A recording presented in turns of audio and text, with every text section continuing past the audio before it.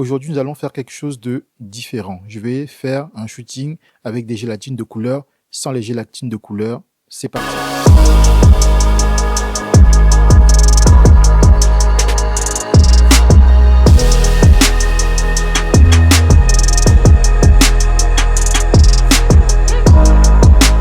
Salut les amis, j'espère que vous allez bien. Jean Fotso, photographe et créateur d'images.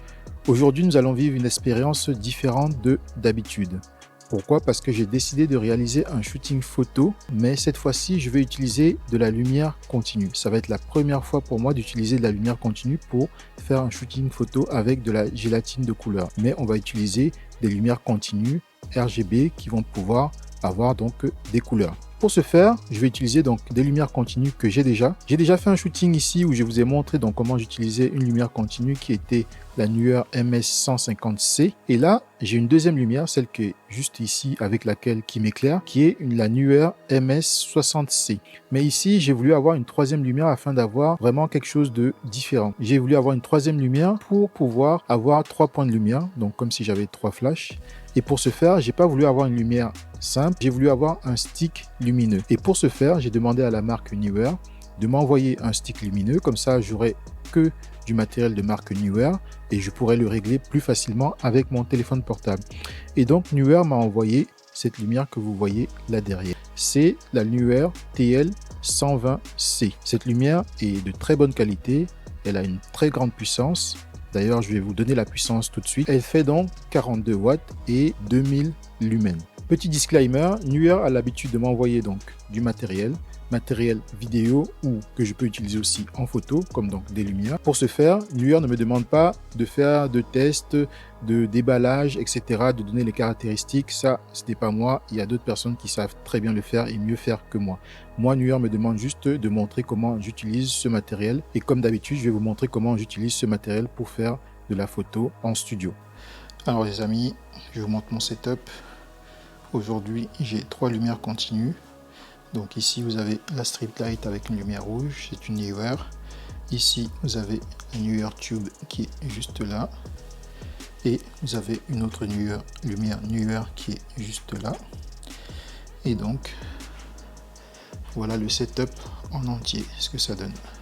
Pour ce shooting, je voulais avoir un assemblage de couleurs assez classique parce que je n'ai pas voulu en fait sortir de ma zone de confort. J'ai utilisé des lumières que j'aime bien, des combinaisons de lumières que j'aime bien utiliser, qui sont ici le rouge et le bleu. Et la troisième lumière qui va être la lumière du stick va venir me donner une petite lumière qui va éclairer mon modèle, mais cette lumière va aussi être présente sur le shooting. Une chose que je voulais préciser, c'est que l'avantage d'avoir des lumières de la même marque permettait d'utiliser l'application de Neewer pour pouvoir régler mes lumières et donc c'était plus simple pour pouvoir faire ces réglages là. Neewer donc a une application qui permet de pouvoir régler chaque lumière différemment et de pouvoir même enregistrer la scène.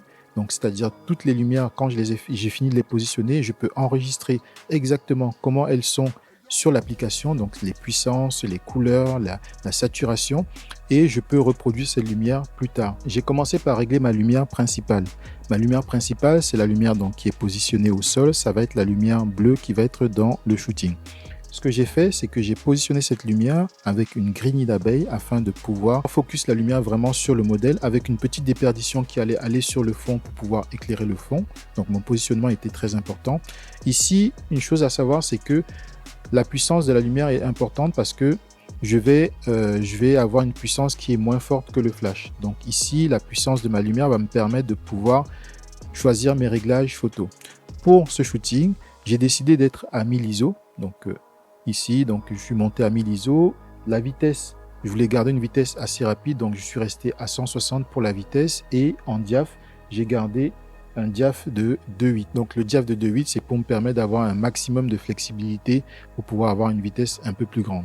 J'ai mis donc la lumière à pleine puissance, donc la lumière principale à pleine puissance, donc c'est le Neewer MS60C. Et ensuite la lumière qui est derrière, donc sur la strip light, je l'ai mise à moitié de puissance parce que du coup c'était une rim light, donc ma rim light qui va venir justement éclairer le dos du modèle et puis le côté du modèle afin de la séparer du fond. Ensuite, je suis venu positionner donc le stick de lumière sur la droite du modèle afin que cette lumière vienne en fait déboucher les ombres. Mais aussi, elle me sert à être sûr mon set et à créer une lumière ambiante qui va être un peu magique. N'hésitez pas à liker et à partager cette vidéo. Cela permet à l'algorithme de YouTube de propulser ce contenu et ça me permet de me motiver à vous proposer du nouveau contenu chaque semaine. L'avantage du coup de la lumière continue en studio, c'est que on voit ce qu'on fait. Si vous voulez tester ce type de lumière, ne vous arrêtez pas à mes réglages. Vous avez bien vu que moi, ce que j'ai fait, c'est que j'ai éteint les lumières dans mon salon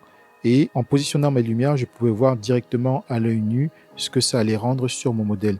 À savoir que le rendu final va être un rendu retouché parce que je vais retoucher mes photos pour accentuer en fait les couleurs. Lorsque vous faites un shooting en lumière continue, il va falloir contrôler la lumière que vous avez dans votre pièce. C'est vraiment primordial parce que ici, c'est ce que vous voyez, c'est ce que vous allez shooter. Donc, ce que j'ai fait, c'est que j'ai fermé tous les volets, j'ai fermé toutes les fenêtres afin de n'avoir que la lumière continue qui éclaire mon setup. Lorsque vous avez contrôlé votre lumière, la prochaine chose, c'est de savoir que tout cela va jouer sur votre exposition. Ici, vous shootez en lumière continue, il n'y a pas de flash, la lumière ne va pas figer votre mouvement quand vous êtes en flash en studio. Ici, tout cela va affecter votre exposition. Donc, par exemple, vos ISO. Dans le cas précis, j'ai augmenté mes ISO. Généralement, je shoot en studio à 100 ISO, je suis passé à 1000 ISO. Et ensuite, ce qui va me permettre de pouvoir avoir un peu plus de latitude dans ma balance des expositions, c'est-à-dire pour ma vitesse et pour mon diaph.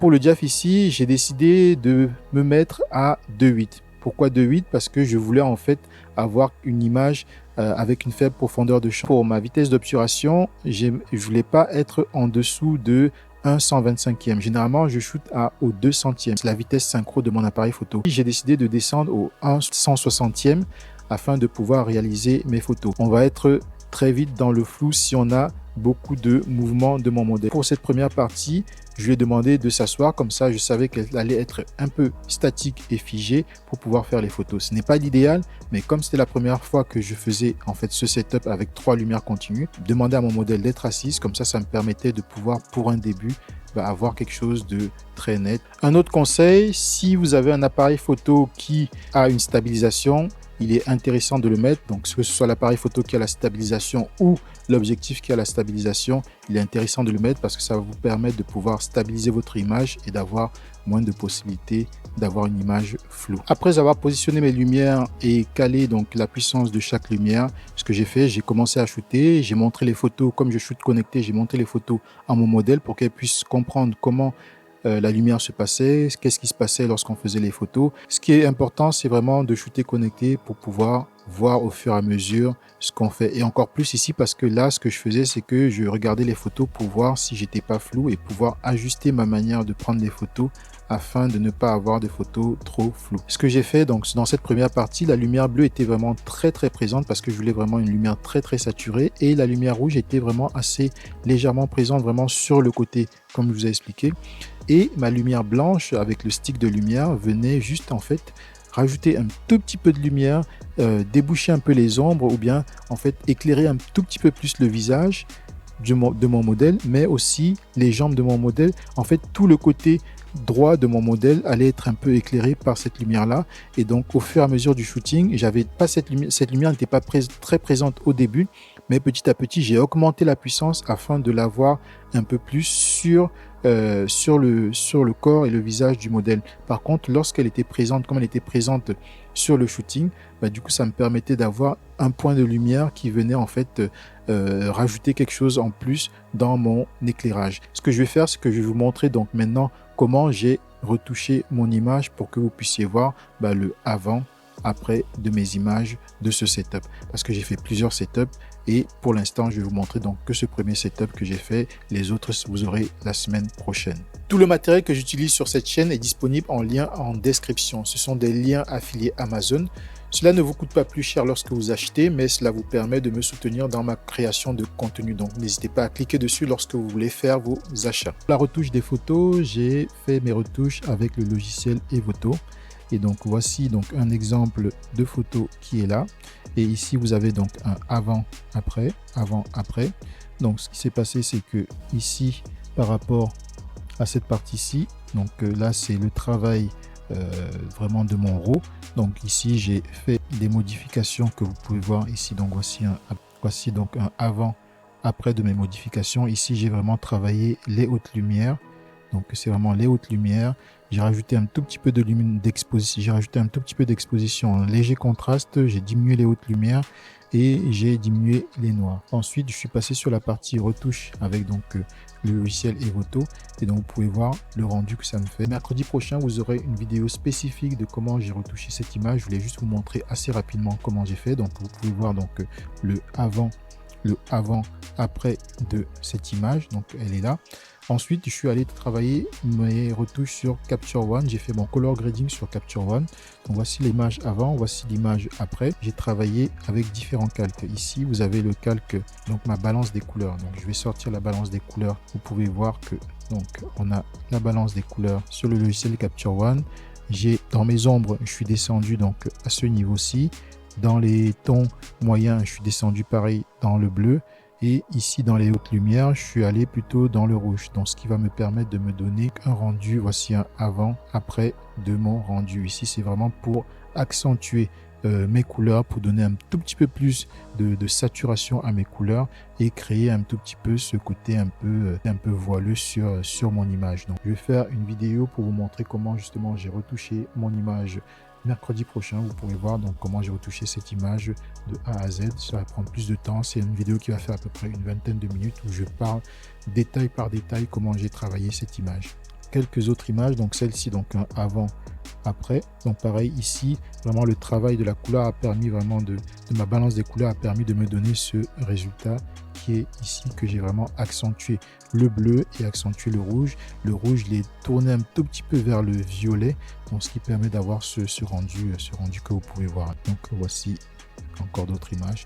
Et là, comme je vous disais, ce que j'aime bien sur ce que j'ai fait, c'est que finalement j'ai décidé donc de supprimer le trépied avec les bouquins qui étaient juste en bas qui soutenaient le stick de lumière, et donc du coup on a une lumière qui flotte comme ça. Du coup ce n'est pas fait avec de l'IA, c'est vraiment fait avec la photo. Donc vous avez ici le avant et le après de mon image travaillée. J'espère que ça vous a plu. N'hésitez pas à me dire en commentaire ce que vous en avez pensé. Est-ce que vous aussi déjà vous avez travaillé avec la lumière continue?